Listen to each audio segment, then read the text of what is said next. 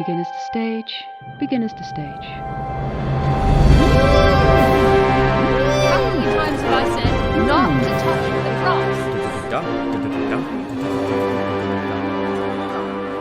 Hello everyone and welcome to this week's Backstage at Cry Havoc. I am your host, Laurie Ann Davis, she, her, and today we're going to be talking about directing the show, and joining me today is a voice you should know by now, Amani Zado. Amani, would you like to introduce yourself? Tell us a little bit about what you do on Cry Havoc and give us your pronouns. Hey, I am Amani. I'm the director on Cry Havoc and my pronouns are she, her. Fantastic. It was impossible to guess that, I think, given the title of the show and that there are just two of us on this episode.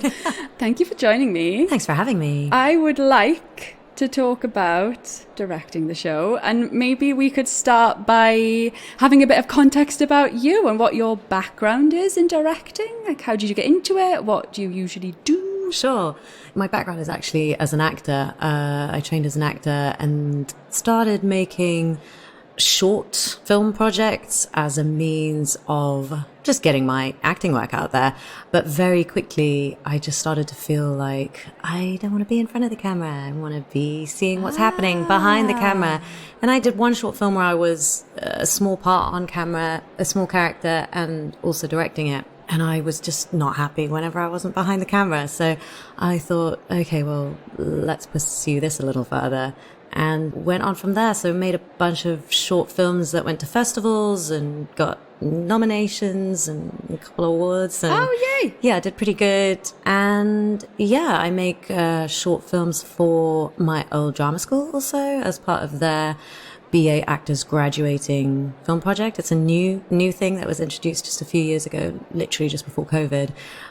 So that felt like quite a big step for a theatre drama school to start including a short film project as part of their final year graduating shows. Yeah. Which I think is a great idea, to be honest. Not because I get paid to do it, but because I think you graduate with an actual showreel that casting directors and directors and producers can see, you know, what you look and sound like. Anyway, so yeah, that's kind of my background, and off the back of that came onto this. This is my first audio directing project. That makes so much sense to me that you trained as an actor.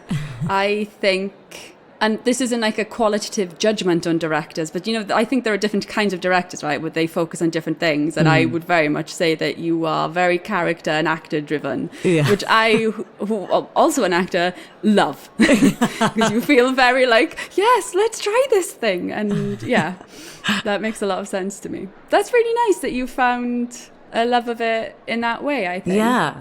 It's funny, actually, because my parents for so long were like, I don't think you're an actor, you're a director. And I was like, no, I'm not. I'm an actor. I don't want to direct. And I wish I'd realized it sooner. But I think it's all for the best in the end, actually, because I went through all this training and I actually worked for several years as an actor in stage and film and TV. So I feel like I got real experience. I know very well what it's like to be on the other side. And I think that gives me, it just means that I know how to talk to actors. Yeah, it's a good grounding. Yeah. And it is hilarious, yeah, that your parents spotted that. But I guess you do need to find these things out in your own time, don't you? You can't just be like, okay, I'll do what you say. Very true. I will take us to Cry Havoc. Mm-hmm. And especially considering this is your first audio production to record, I'll start with a big question. Where do you start directing a show this big? You start with a script. You start with a story. I feel really lucky that I was able to join the project so early on. And to jump in and clarify, just in case someone's listening to this who hasn't listened to other Backstage episodes, Amani came on very early and was working on the scripts with David, right? And didn't just come on as a director. No, that's right. So there was a Bible, there was a pilot script, but there wasn't anything else. We knew that it was going to be a 20-episode series. We knew that we were going to have a writer's room. David had put together a skeletal structure of the overall series, which gave us, like real kind of roadmap, as it were, through the arc of the series. And from there, we worked together, figuring out what it was exactly that we wanted to say in the show, how best we thought we could use the time that we have. It was the first time that I'd ever worked on such a long story also. I mean, my background was very much short stories. I'd done one like web series, which I actually didn't direct. I acted in and produced and co-wrote. So working on a project that was like, okay, this is 20 episodes. We've got time to like tell real story. Like, what are we going to do? Yeah. I would say that's where you start. And I imagine it was very helpful to be so involved in the writing process. Were you thinking about how you were going to direct it from early on? Well, so I was definitely thinking about like the story arc and where we were going with the series. I feel like one of the most important things that I was able to give David was just kind of offer an outside, like a pretty consistent outside eye. You know, I mean, David is so focused and, you know, precise in his work, but kind of like offering that sort of creative vision, like, where are we going? What's our destination? Yeah. And so being able to be part of figuring out exactly what that is and what that looks like, of course, is just so helpful then when you get to actually directing, from every aspect of direction, from working with the actors, you know, from even like casting, like which actors are we going to cast to best tell this story the way that we've planned it out? How am I going to direct them? What kind of performances am I going to get out of them? How are we going to build this audio world to best portray the world that we're creating and the story that we're trying to tell? It sounds like you've kind of got a real sweet spot there of you come in as a fresh pair of eyes very early on, but also it's early enough that then the story is like in your bones. Totally. I actually think that's absolutely right, because David had obviously been working on this story for some time. I know he'd been wanting to write a show about these characters and around this time period for a while. And so it had been percolating in his mind for definitely a couple years, if not more. So yeah, I definitely came in fresh. Also, it was so different to anything that I'd done before, even in terms of story. I mean, my work up till this project was very much female focused, very contemporary. And so being able to offer a different perspective on these historical figures, often very kind of male focused, and being able to offer another eye also on the female characters and the other characters that are sort of less well documented in history. Yeah. You've spoken a few times about the end goal, or like keeping an eye on what we're aiming for. Mm-hmm. Can I ask you a bit about like, what was that? What was your guiding vision? It was like multiple things, to be honest. There were things that were always important to me that I saw quite early on in David's writing. There's a lot of humor in his writing. There's so much comedy there, but there's also a huge amount of heart. And I think that was something that I was like, okay, this is a balance that we have to walk throughout the series and make sure that it doesn't just become like joke. So yeah, so there was that aspect, which was like, okay, tonally, we want to make sure that we're really nailing this balance in David's style of like comedy and heart. And there were themes also that were important to us.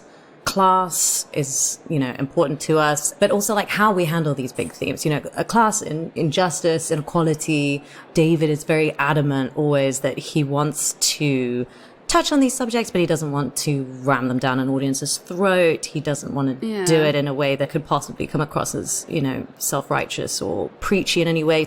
And he's so good at finding ways to convey those themes in a way that's either fun or, you know, kind of heartfelt. So yeah, so just making sure always that those themes are continuing through, that we're consistent, that we're definitely following those stories right across to the end. Yeah. I was going to ask you, like, what is your role as a director? I think I've got some hints from what you just said there. Yeah, I would say kind of like offering a sort of consistent creative vision across every stage of the process. So yeah, that was the initial stage with David, and then obviously we had these brilliant writers come on and make up our writers' room. And David was mostly the point of contact with them, but I was still reading all the scripts and sending thoughts to David. And then, I mean, I think every project is different, right? And it depends what kind of resources you have. So on this one, I ended up taking on a lot of the casting director role as well, working my way through submissions and figuring out like what the cast was going to look like. Then we go through production, as in the actual recording process, working with the actors, right through to right now. I have so many friends who are like, aren't you done with the show now? And I'm like, no. You are nearly though, right? Yeah, I am. Oh, yeah. I'm on the last 4 episodes this week right now. I don't know what I'm going to do when it ends. I mean, I handed in my last edit for it last week and was like, oh my gosh, of course. I'm really enjoying this. 19, right? Yeah. Actually, I might kind of hop us back a tiny bit to something you said there about working with the actors. And I was interested in how you go about directing a scene. And like, I was sat in as producer on some of the recordings and really enjoyed watching it. Oh, and was an actor and was directed by you as well, actually. Forgot about that. Yeah, how do you go about directing a scene? It's funny. I feel like as a director who's had experience of being an actor, I'm aware that directors can be annoying. You don't want them to be vague, and you also don't want them to be overly pedantic. Yeah. And so, in thinking about how am I going to get the best performances out of this cast, that's something that I take into consideration. And also every actor is different. So different actors need different things. I feel like actually this goes for every aspect of directing. It's really important to know when to just take a step back and not get involved, because it's perfect. It's good. It's good. You don't need to do anything else to it. So when I'm prepping my scenes, and this became easier as we were going through the process, as I got to know that actors better, I started to get a good idea of okay, Beth is going to know how to do this bit. I don't need to make a note about this section about how I would like it to be, because I know she's going to do it like that. Or, Kazim is I don't know about anything to say about Kazim right now. I'm going to cut that sidestep. But I have one that I remember you gave me a note on my editing, and you were like, do we have a take where Kasim uses it? That voice where he's kind of a bit quivery. And I was like, I know exactly what you mean. And I will look to see if we have a take like that. Yeah, it's funny with Kazim, actually. Often I would be like, can you do this line in that kind of high pitched end of your voice, the way you do that? And he would be like, yeah, I know what you mean. And then he would do it, and I'd be like, yes, exactly. That's Thank you. Probably any other director that's listening to this right now is like, are you joking? That is awful directing. As a one-off, I think every now and then when you're like, try it this way. I mean, the thing is when you don't have a lot of time, there's a balance, right? When you don't have a lot of time and you know what you want and you know the effect that you want to get. And also, we don't have a rehearsal process. So on my other projects, I have always had really extensive rehearsal time. And so everybody knows kind of the full range of what they're going to do going into shoot days. Whereas on this, I did feel like I had to be a little bit more prescriptive, partly because I was more familiar with the project and the characters than the actors were, because they hadn't had as much time with the scripts as I had. I mean, I'm pretty sure we got final drafts 3 days before we started recording, something like that. So, wow. So there was that aspect where it was okay, well, I am the person in the room that knows these characters the best, and I know how they need to interact with each other. And I know how we're going to keep this consistent. And so there were aspects which, I don't know, maybe it was really frustrating for the actors, where I was having to be a little bit more prescriptive. But yeah, I've kind of meandered from the point of like prep to like in the room now. Yeah, that was my bad. I took us onto Kazim's specific voice tone, which is all good. So yeah, I mean, when I'm prepping, I'm thinking like, what is the point of this scene? Which is something that I would have thought through like every draft of the writing process. Like, what is the point of this scene?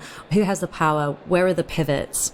What are the strategies? Like, what are the strategies that I might suggest or encourage the actors to think about in order to achieve or to get something from their acting partner? So if I know that in this scene, Gaius is really irritating Mark, and he's not trying to be irritating, right? I'm not going to tell him, like, try to be irritating. So I think about different strategies. Like, you know, he's trying to leave and you're not going to let him leave. So talk over him and block him on every angle or patronize him. Can you try, like, talking down to him? And that's going to, like, rub Mark up the wrong way. Things like that.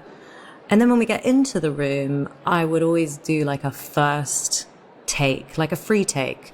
Because sometimes actors end up doing like the things that I've noted, as I've said earlier, and I don't have to give them those notes, right? So we do an initial take. We all get to see the lay of the land. It gives them time to like refamiliarize themselves with the scene if they haven't read it for a while. And it allows me to kind of make a note of like, oh, okay, yeah, they didn't hit this beat. They did hit that beat. I'll direct them this way or that. Yeah, it's interesting, isn't it? I would actually love to hear another director like break stuff down like this, because I don't know if like everyone does this, or I mean, I know that there are some things like, you know, thinking about objectives and thinking about strategies and how to work, how to get something. I mean, that's very like actor work based also, right? Like it is. Thinking about actions like, I am going to teach you on this line in order to really irritate you or whatever. So yeah, I guess my acting background has like influenced my directing work a lot. Yeah. And having witnessed you direct several times as well, I would say you give so much space for actors to play as well. Oh, thank you. You know, it's not, really... you know, if there is the odd one where you're like, oh, maybe try it this way, because you're like, I know I want it like this, so give it to me like this, and then we can try other things as well. For sure. And I mean, I think also with like comedy, like sometimes with comedy, it is just quite prescriptive. Like sometimes it is as simple as like, I will just say, can you emphasize this word in the line?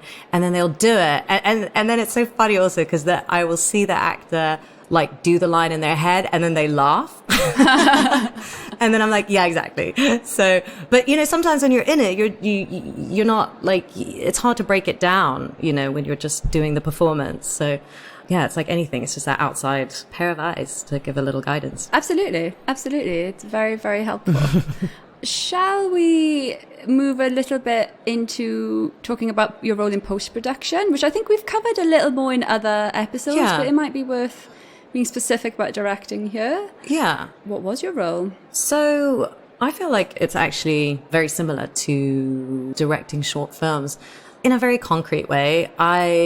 Like quite early on at the start of post-production, we had a meeting with the whole team where I kind of walked them through like, again, the vision for the show, that I wanted it to sound, you know, as authentic as possible, but also with like an emphasis on the story, on the humor and what was happening. And can I just clarify there, by team, you mean the editing team? I mean the editing team, yeah. Yeah. Yeah, because I think it didn't seem like this was the project to get like seriously bogged down with historical accuracy. So there are some places I agree, where we take liberties, and often it's to benefit like, or to lean into the comedy, for example.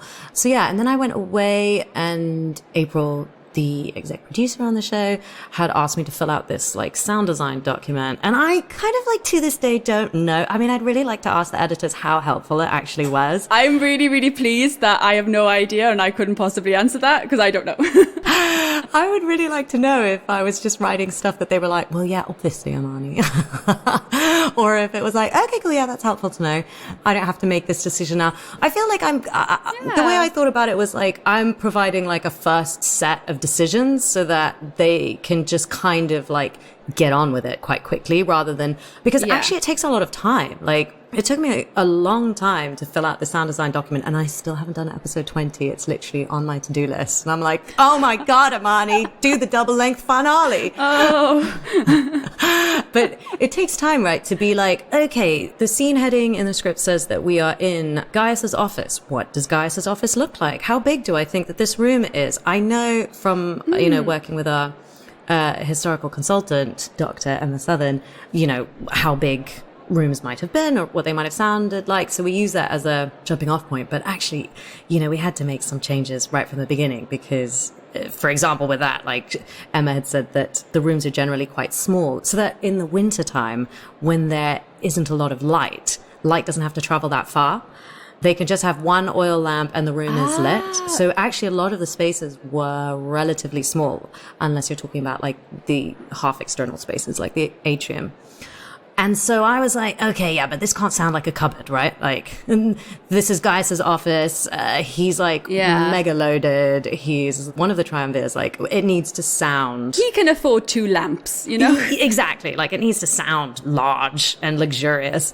So, it's things like that. I'm just like offering like an immediate kind of set of decisions, like a layout and a roadmap where they're like, okay, and then Lepidus walks in from this door. Let's place this door, on the left at a certain distance, just so that they don't have to be like, well, where shall Lepidus come in from? I mean, it does make sense. You have all this knowledge, both from like the historical consultant and of the story. It's like, oh, here we go. Here's a little map. And then it becomes collaborative after that, right? Exactly. And then there were some things, like some character decisions that I made. Like I decided quite early on that it would be really nice for Cleopatra to have a little bracelet, like some jewelry that we recognize as hers over time. And, we thought a lot about like, like things like physicality, like footsteps. Oh my God, footsteps. I remember those conversations. I wasn't part of them, but I witnessed them. Yeah. There were a lot of conversations about footsteps. Mark Antony has to sound like a big, strong, athletic man, and Gaius has to sound different. And Charmian is going to sound different to Cleopatra, So all of those decisions, like I was starting to make a lot of those, and then obviously there's discussion with the editors, with all of them. Like, what do you think? Is this possible? Like, how much detail do we need about to do with this to make this clear? Another thing that was like really important to me, coming from a film background, actually less to do with the film background. I think this is just who I am as a person. I'm a very visual person. I find it hard to listen to things without seeing them also. And so it was really important to me that the blocking of the space and the locations was super clear. And on top of that, that all of the blocking that the characters are doing was really, really clear. So we can hear exactly like, oh, okay, I can visualize this if I close my eyes. Like, this character is coming in at this pace and from this place, and they're moving to this corner of the space, So that was something that I felt really conscious that I just didn't want our audiences to feel lost at any time. Yeah. And there are so many characters in this show, so it felt like really important. There are so many characters in this show. Yes, there are. Yeah. Great. Well, that feels like a nice place to ask you, how did directing audio compare to directing film? Were there any preconceived notions you had that were disabused or confirmed? Oh, yeah.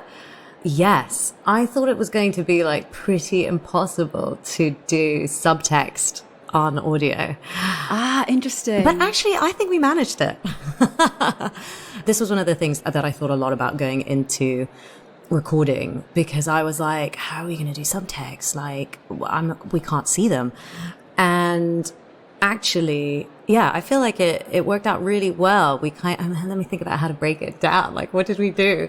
I think I would ask the actors to a lot of the time they would do, you guys were doing this like naturally, where you'd be like, I don't know, I guess it sounds like a lie, maybe, was one way of saying it. Like, you'd be like, oh yes, I'm so happy to do this. Like, obviously the subtext is very obvious there.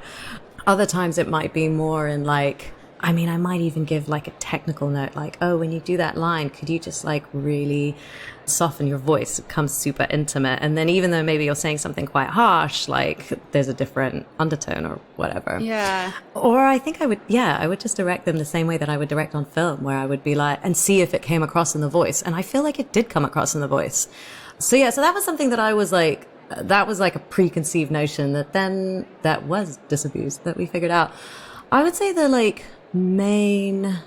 what are the differences between, there were so many differences, right? Like, I remember even just like getting into post, like one of the things that I was like, oh my God, this is so hard. Like, like sound effects that are what they actually are, but don't sound like what they are. I don't know, like liquid in a bottle hitting the back of the bottle. And instead of it sounding like liquid in a bottle, suddenly it sounds like I have a bucket and someone's throwing a pebble into the bucket. And I'm like, ugh. I remember when we started the process, I was just like, this is so hard. Like in film, you just have a bucket or a bottle. You just have a fine. You can see that it's a bucket. Yeah, you can see that it's a bucket or a bottle, and you just stick the microphone at it and it records it, and you have the authentic sound. Like here, it's like we have to figure out how to make it sound like this. It was, that was definitely like a challenge where I was like, oh my God, this is so hard. Just push that gently to Katie, Meg, and Kathy. There you go. Yeah, just like, how do we make this sound like what we need it to sound? But also sometimes I'd be like, this doesn't sound like what it's meant to sound like. And they'd be like, what do you mean? Like, it just sounded different to me. But they're always really great at being like, okay, let's see what we can do. We can like, I don't know. And then they'd go off and do some like techie wizardry. And I'd be like, yeah, that sounds fantastic now. Right.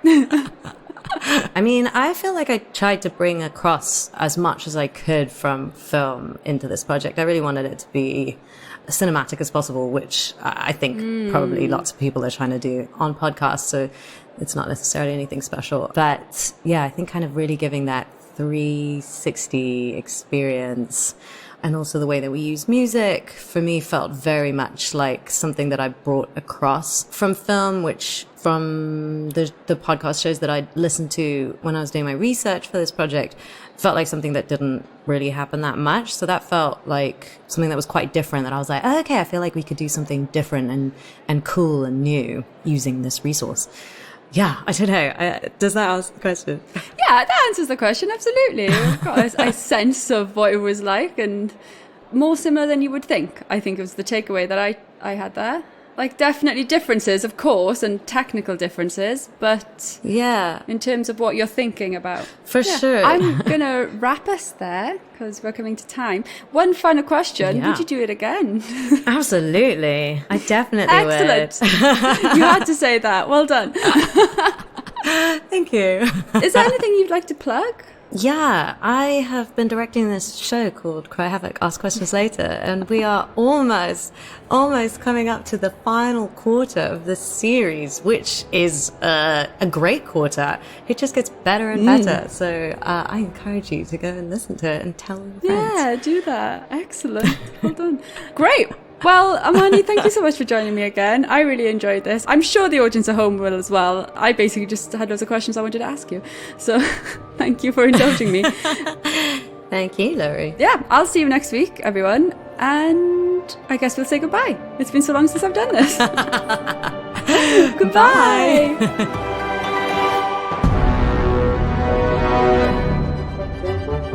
Backstage at Cry Havoc is a podcast distributed by Rusty Quill and licensed under a Creative Commons Attribution, Non-Commercial, Share-alike 4.0 international license.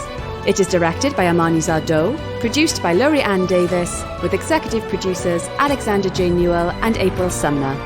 This episode was edited by Laurie Ann Davis and Catherine Vernella. Thanks for listening.